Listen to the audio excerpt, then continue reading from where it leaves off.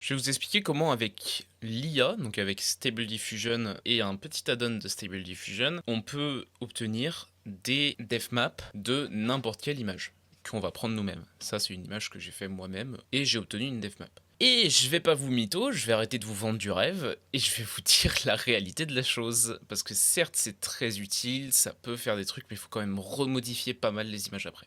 Notamment, ici, j'ai pris cette photo. Donc c'est un mur classique. Et j'ai généré la map de diffusion, et là on voit qu'il y a un très gros problème qui est juste ici. C'est extrêmement noir et donc extrêmement profond, alors que ça devrait pas. Le mur il est plat, mais en fait l'IA n'est juste pas assez puissante pour comprendre que le mur est plat et qu'il doit juste faire son truc normal.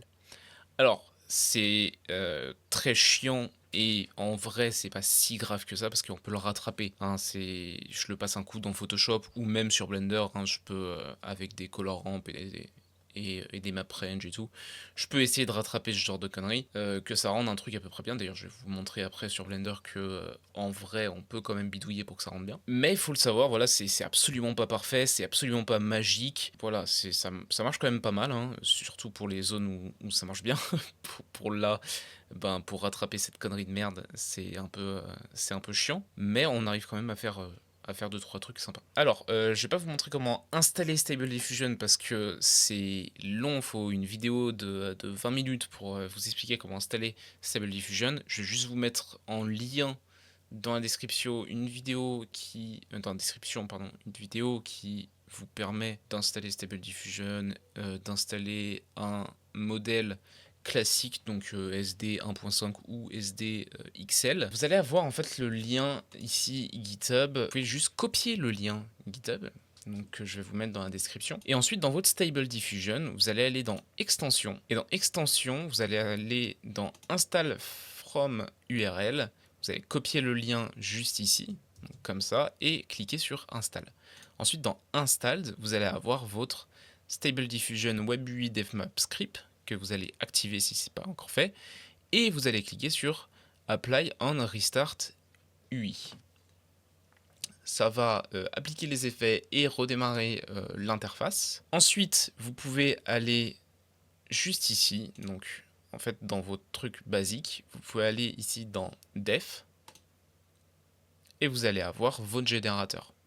Vous glissez n'importe quelle image là-dedans, vous allez mettre GPU, ici vous allez rester comme il vous le met de base, vous allez cliquer sur Boost, et vous allez cliquer sur Generate. Et ça va vous générer différentes images, notamment, vous voyez, j'ai fait plusieurs tests, donc on a par exemple, j'ai pris en photo mon PC, l'intérieur de mon PC, donc j'ai enlevé la vitre, pour prendre en photo intérieure, tac, et ça m'a donné un truc comme ça. On pourrait croire que c'est plutôt très bien, mais il y a pas mal de trucs qui vont pas, notamment ici, le truc est censé être plat, et vous voyez, il y a une espèce de boule un peu noire dedans, je sais pas si vous voyez avec la qualité de la vidéo, mais qui va faire que du coup, ben forcément, ça va être creusé un peu au niveau de la def map, donc ça va pas tellement.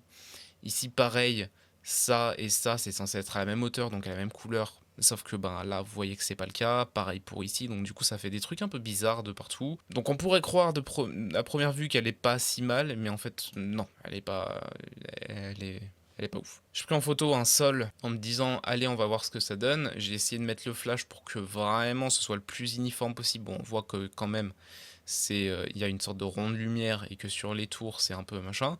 Donc on se dit que sur les tours, ça va être un peu noir. Ben non, même pas. Je sais pas pourquoi, ils considèrent que c'est en pente.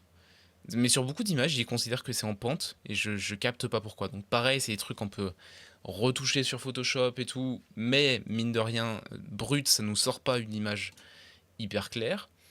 Pareil pour ma roche, du coup, j'ai tenté ça, ça m'a donné ceci. Donc pareil, ici on sait pas pourquoi c'est plus sombre, ils considèrent que c'est en pente, on sait toujours pas pourquoi.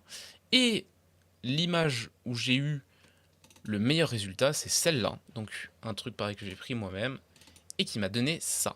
Toujours, on a ce truc de c'est en pente. On voit très bien que ici c'est beaucoup plus clair que ici, et donc forcément notre def map elle va être en pente. Ok, alors on va démarrer Blender et on va voir du coup comment appliquer ces petites def maps. J'ai fait mes petits tests, j'ai mon sol, vous voyez on est sur un truc qui est quand même Alors c'est vraiment pas dégueu, hein. Franchement, c'est vraiment pas dégueu ce que j'ai pu réussir à obtenir. Donc première technique, je suis passé dans Photoshop et bah, j'ai modifié mon image tout simplement. Donc dans Photoshop, j'ai fait en sorte que mon image, elle soit clean, ce soit à peu près tout de la même manière. On voit ici que c'est un peu flou comparé au reste, bah parce que justement c'était tellement noir que j'ai dû aller rechercher les infos avec Photoshop, ce qui était chiant, et j'ai essayé de lisser un peu. On voit qu'il y a pas mal de défauts quand même, mais j'ai essayé de faire au mieux. Je me suis pas pris la tête non plus, j'ai pas passé 1 heure dessus. Franchement, j'ai dû passer 5 ou 10 minutes dessus. Ce qui fait que du coup, ça me rend franchement quand même une def qui est plutôt pas mal. Bien sûr, j'ai remis ma photo par-dessus pour faire la texture. Ensuite, j'ai mon mur. Effectivement, bah, on voit que j'ai réussi à avoir un truc. Comment j'ai fait? Je suis passé ici, j'ai mis des color ramp, j'ai relevé un peu les niveaux, j'ai fait 2 color ramps différents pour justement faire en sorte que il y en ait un en fait, il y en ait un ici et un sur l'autre moitié. Comme ça, je peux relever l'autre moitié qui était en pente. Et on voit d'ailleurs que, alors là j'ai carrément triché, hein. En vrai de vrai, je suis en pente sa mère, on voit ici. Donc il y a toujours un peu de pente, mais c'est quand même beaucoup moins hard que ce que j'avais sur le reste. Et sur celui-là, vous voyez que ben c'est pas si mal. J'ai pas fait grand chose dessus. J'ai franchement, voilà, c'est pas. J'ai bidouillé très légèrement. J'ai pas fait grand chose dessus, mais effectivement, j'ai ce truc toujours qui est en pente. Ben, parce que tout simplement, ma photo de base, comme je vous l'ai dit, ici, elle est beaucoup plus sombre ici que ici. Donc, logique, j'ai ça. Il y a des moyens, donc j'aurais pu hein, la repasser dans Photoshop et tout, mais je vous montre quand même comment ça fonctionne. Je vous montre au cas où comment mettre un displacement. Donc je vais supprimer mes trucs. Tac. Donc je crée mon plane. J'applique une texture dessus. Je règle comme je veux la roughness, le métal. Voilà. Et ensuite, ce que je vais faire, c'est que je vais importer map de displacement, qui est juste ici. Je vais créer un node displacement. Je vais mettre la couleur là-dedans. Et le displacement, je vais le mettre dans displacement. Ensuite, alors vous, ça va pas vous faire ça directement. Vous devez aller dans les matériels, dans Setting et dans Displacement, vous voulez mettre Displacement and Bump. Et ensuite, ça va vous de voir comment on règle la scale, votre mid-level et ce que vous voulez. Et en gros, ça va vous faire ceci. Voilà. Ensuite, vous pouvez rajouter, par exemple, entre le truc, vous pouvez rajouter un color ramp. Si vous avez envie, par exemple, que vos noirs soient un peu moins noirs, que ça se calme un peu au niveau des, au niveau du displacement, bam. Comme ça, on a un truc un peu plus réaliste, un peu plus plat à certains endroits. Vous pouvez même bouger votre truc ici pour que ce soit à peu près comme vous voulez, etc., etc. Si vous voulez qu'il y ait vraiment des zones plates, vous pouvez même faire un truc dans ce genre-là. Avec vos color ramps, vous pouvez gérer plusieurs choses. Vous pouvez même faire plusieurs color ramps comme je l'ai fait sur la roche, qu'ensuite vous allez remixer pour pouvoir gérer correctement votre truc, etc., etc.